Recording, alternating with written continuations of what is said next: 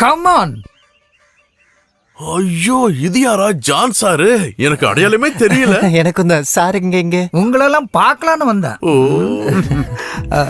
திரும்பவும் பழி வாங்க வந்திருக்கல? அதெல்லாம் ஒண்ணும் இல்ல சார், நான் அதை அப்பவே மறந்துட்டேன். இவங்களெல்லாம் ஸ்டேஷன் கொண்டு போங்க. இவனுங்களை நான் கொண்டு வரேன். போய் ஏறா ஜீப்ல.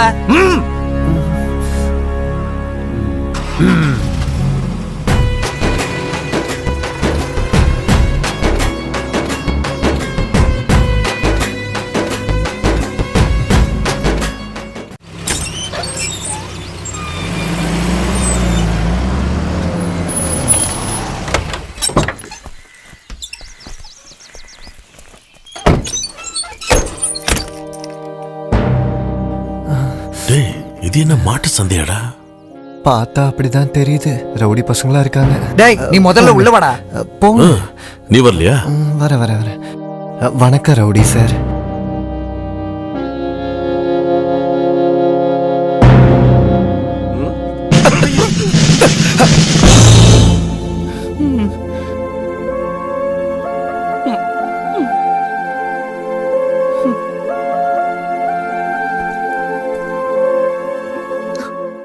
சாமி சாமுவேலே, என்ன நீ மன்னிச்சிருப்பா.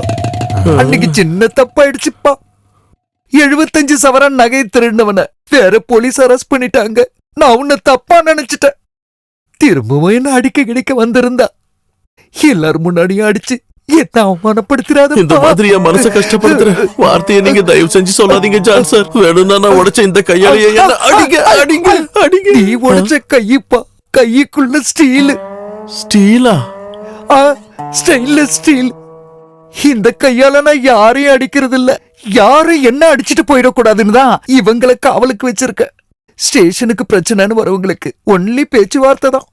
ரொம்ப பேசுறதால கம்ப்ளைண்ட் கொடுக்கவே யாரும் வர்றதில்ல.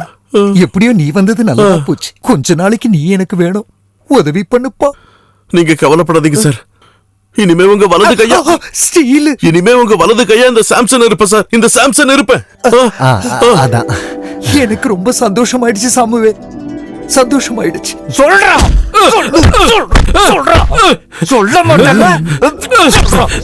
இழுத்து வச்சு குத்துறா. திருட்டு பையல, நீ உண்மையை சொல்ல மாட்டல. உன்னுடைய அடி வைத்தல குத்து குத்து. சொல்றா. சொல்ல முடியும். கேள்வி கேட்கறதுக்கு இது என்ன கியூஸ் காம்படிஷன் ஆடா நினைச்சா? குத்துறா, உன் நெஞ்ச கிழிக்கிற பாரு. குத்துறா அவனை. குத்து குத்து. அவனோட பசுவை திருடினது நான் தான். அப்ப நான் கேள்வி கேட்காமலே பதில் சொல்ல முடியும், அப்படிதானே? குத்து குத்து.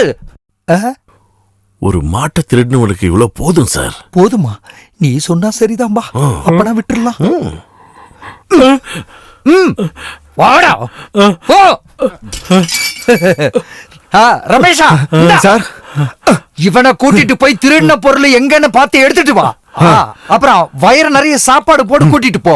என்கிட்ட செம்மாடி வாங்கிட்டான். போடா. சும்மா கைக்கு வேலை வச்சுட்டான்.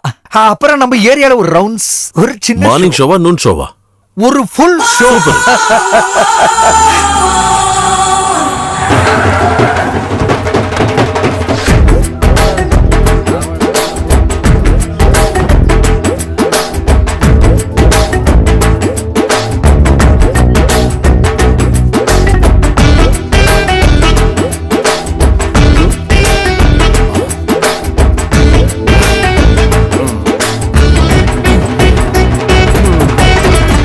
டேய், 3 ஜூஸ். Sugar தூக்கல sir. ஜீப்ல கொண்டு போன ஆளுங்க தானே இவங்க? ஆமா. உனக்கு ஏதாவது ப்ராப்ளமா? நான் கேட்டது தப்பு தான் சார்.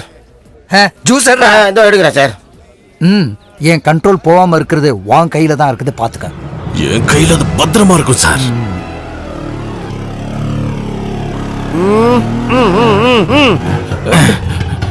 நிறுத்தாதீங்க நிறுத்தாதீங்க, இது ஆம்புலன்ஸ். பாடியை கொண்டு போறேன். ஆம்புலன்ஸா? பாடி எங்க? நான் தான் பாடி. பாதிப்பான லிவரை கொண்டு போய்கிட்டு இருக்கேன். நிறுத்தாதீங்க சார். உன்னை பார்த்தா சந்தேகமா இருக்கு. இது என்னடா board?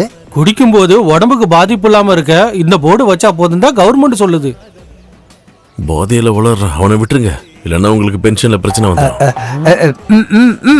Brother small thanks. Okay. எப்ப வேணாலும் இவனோட உதவி நமக்கு தேவைப்படலாம் சார். அவன் போட்டும். போடா அப்படி. Stop stop stop. இறங்குங்கடா கீழே. பைக்க ஓரமா விடுங்கடா. சார் என்னதான் உங்க பிரச்சனை? எத்தனை பேர் போக வேண்டிய வண்டிடா இது? அது ஓட்டுறவங்க திறமையை பொறுத்து.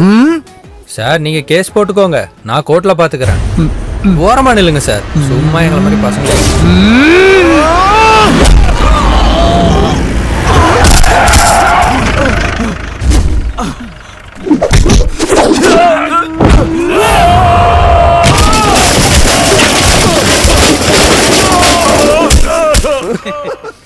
நீங்க நினைக்கிறதுக்குள்ள நான் செஞ்சு முடிச்சிருவேன் சார். கலக்கிட்டடா.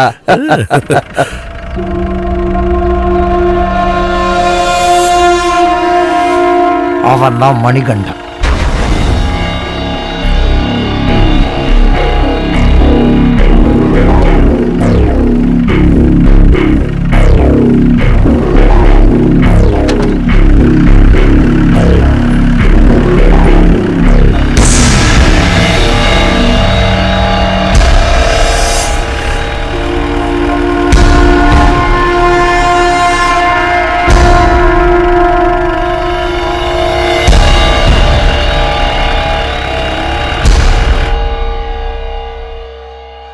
அவனை மாட்டுக்குட்ட சிவான்னு ஆளுங்க சும்மா ஒன்னும் கூப்பிடுறது இல்ல. மாட்டோட குணம் தான் அவனுக்கும். அதனால கொஞ்சம் கவனமா இருங்க. கொக்க எத்தனை குளம் பார்த்திருக்கு, குளம் எத்தனை கொக்க பார்த்திருக்கு இல்லனா? அது உண்மைதான்டா. என்ன பவித்ரன், ஆளுங்களோட கூட்டமா வந்திருக்க? சொல்றேன். நான் சி பவித்ரன், இந்த வார்டோட பஞ்சாயத்து மெம்பர். 10 வருஷமா இருக்கேன். சரி, வந்த விஷயத்த சொல்லு. மல்லிகாவை கூப்பிடு. உன்னை பார்க்க தான் வந்திருக்கோம். என்ன விஷயம்? வாயால சொல்ல முடியாத விஷயங்கள்லாம் நடக்கும்போது அதை விசாரிக்க வேண்டிய பொறுப்பும் கடமையும் ஒரு பஞ்சாயத்து மெம்பரா எனக்கு இருக்கு. நீ இந்த வீட்டுல தங்க வச்சிருக்கிற இவனுங்கெல்லாம் ஒரு கொலைகாரனுங்களா தீவிரவாதியான்னு தெரிஞ்சுக்க வேண்டிய அவசியம் எனக்கு ஊர்காரங்களுக்கு இருக்கு. வேற என்னன்னு உனக்கு தெரியணும்? இவனை நீ கல்யாணம் பண்ணிருக்கியா இல்ல கல்யாணம் பண்ணிக்காமலே கூட? ஏய், யார் மேல கை வச்சிருக்க? இதுக்கு முன்னாடி ஊர் அறிய ஒருத்தனை கல்யாணம் கட்டி இந்த வீட்டுல வச்சிருந்த. அவ எங்க போனான்னு நீ விசாரிச்சியா? அவன் இப்ப யார் கூட குடுத்து நடத்துறான்னு நீ போய் விசாரிச்சியா? ஊர்க்காரங்கன்னு ஒருத்தர் இந்த பக்கம் காலடி வச்சா அருவாள் எடுத்து காலை வெட்டிடுவேன். கிளம்பி போடா. மல்லி, என்ன இது?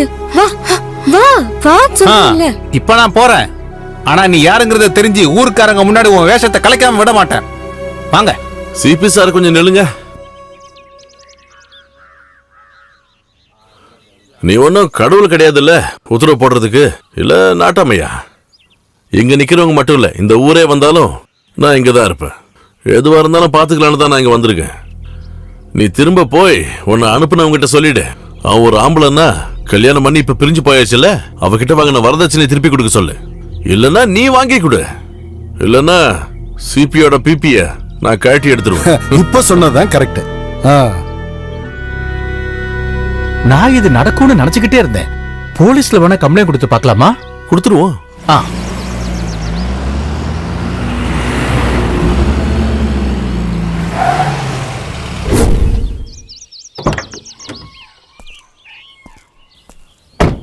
என்ன சார் இந்த பக்கம்? உன் கணத்துக்கு இங்க வந்துதானே ஆகணும்.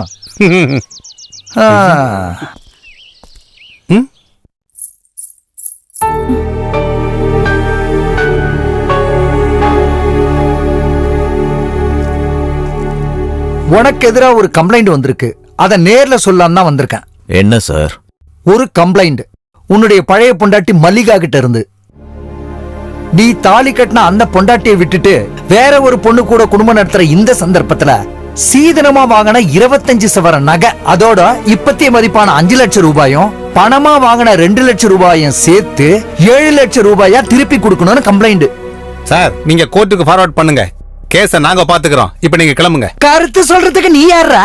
மெம்பர் வேலையை பார்த்தா போதும், போலீஸ் வேலை நீ பார்க்காத.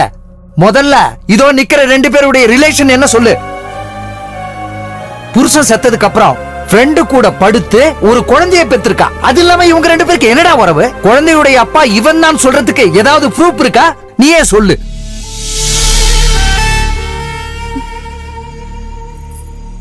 கொஞ்சம் நில்லு.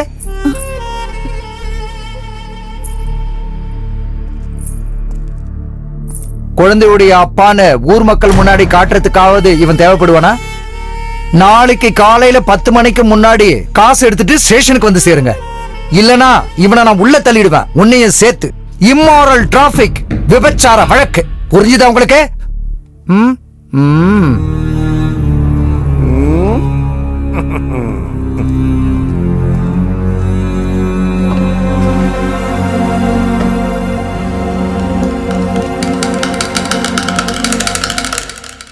இது என்னடா இது?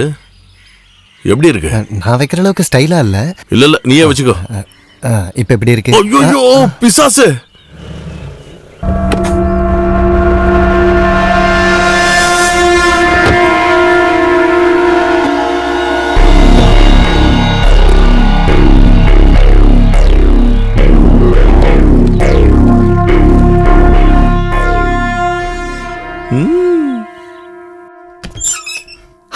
வந்துட்டியே. இதான் பங்க்சுவாலிட்டி. நான் நினைச்ச மாதிரி இல்ல. நீ பொறுப்பானவதான்னு இப்ப புரியுது. உட்காரு உட்காரு உட்காரு. இந்தா நீ கேட்ட 7 லட்சம் அவர்கிட்டே கொடுத்துரு. கொஞ்ச நாள் என் கூட படுத்தால, அதோட கூலி. போய் கொடுத்துருங்க. கொஞ்சமாவது மரியாதையா பேசுறா. இதுக்கு மேலெல்லாம் எனக்கு மரியாதை கொடுக்க தெரியாது. இந்த விளையாட்டுல உங்களோட ரோல் என்னன்னு எனக்கு தெரியல. பணம் தான் வேணும்னா சொன்னா போதும். பணம் இறங்கி படம் இல்ல. இந்த யூனிஃபார்ம் வெளியில நிக்கிற அசல் ஊர்க்காரனையும் நினைச்சுதான் இப்படி பேசுறீன்னா ஞாபகம் வச்சுக்கோ, இது ரெண்டும் எப்பயும் நிரந்தரமா இருக்கு. பாரதேசிடாய, என்ன வெறுப்பேத்திரியா?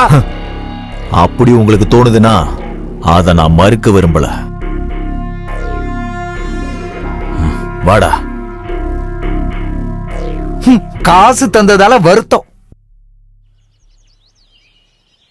என்ன ஆனாலும் அவனோட காசு எனக்கு வேண்டாம், வச்சுக்கோங்க. பாக்கி வீடு வித்ததுக்கு அப்புறம்.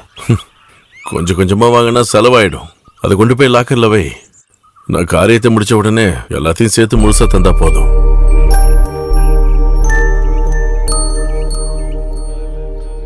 என்ன இருந்தாலும் சாம்சங் வந்ததுக்கு அப்புறம் ஊர்ல கொஞ்சம் பேர் திருந்திட்டாங்க. அவன் என்னென்னவோ மனசுல திட்டம் போட்டிருக்கான். அவன் மனசுல என்ன இருக்குங்கிறது புரியவே மாட்டேங்குது. நானும் நிறைய தடவை கேட்டுட்டேன், எதுவும் ஓப்பனா சொல்ல மாட்டேங்கிறான்.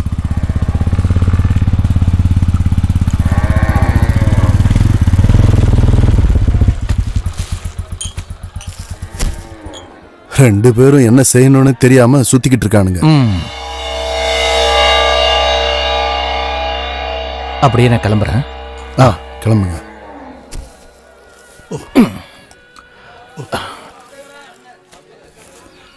கேசவண்ணா கொஞ்சம் நில்லுங்க.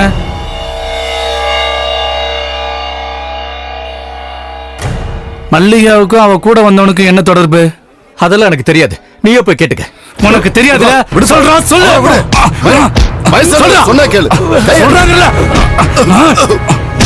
எங்களை எதுக்க நீ அந்த வெளியூர்கார கூட சேர்த்துட்டல? உனக்கு யாரா இருந்தா உனக்கு என்ன? கையெடு முதல்ல. அடி